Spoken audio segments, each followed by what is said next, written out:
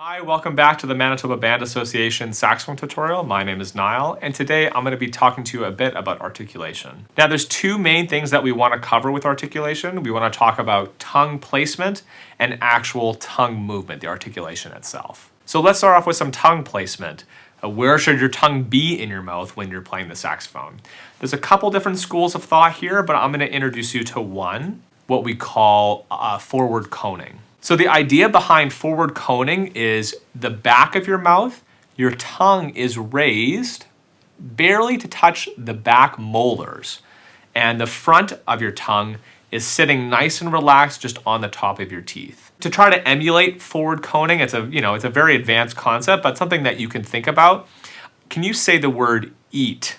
When you say e or eat, you'll notice that the back of your tongue reaches up and just barely touches the back of your top molars there.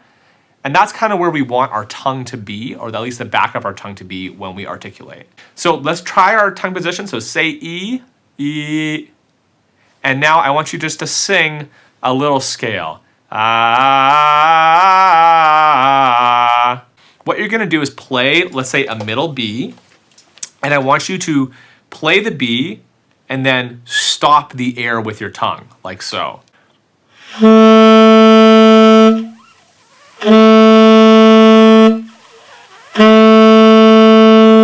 You'll notice that I was still blowing air the whole time. So there's this air pressure that's coming through the mouthpiece.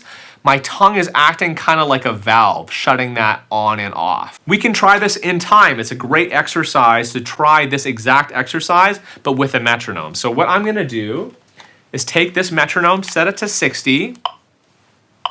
There we go. And I'm gonna try to play a half note and then rest my tongue on the reed for a half note and then release for another half note. And I can just go on like this. Once you get that, we can start to vary the rhythm. And so let's try quarter notes now.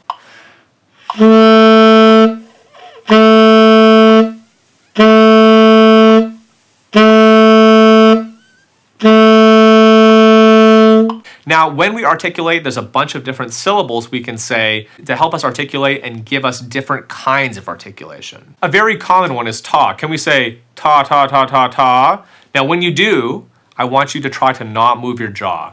Ta, ta, ta, ta, ta, ta, ta, ta, ta.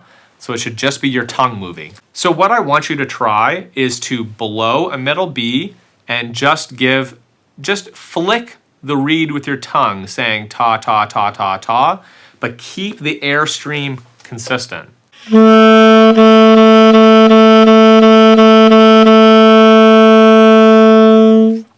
hope that gives you some insight into the world of saxophone articulation. There's much more to cover, but the basics of tongue placement and that tongue movement, the valve shutting on and off the air, is a great place to start. I hope you found this video helpful.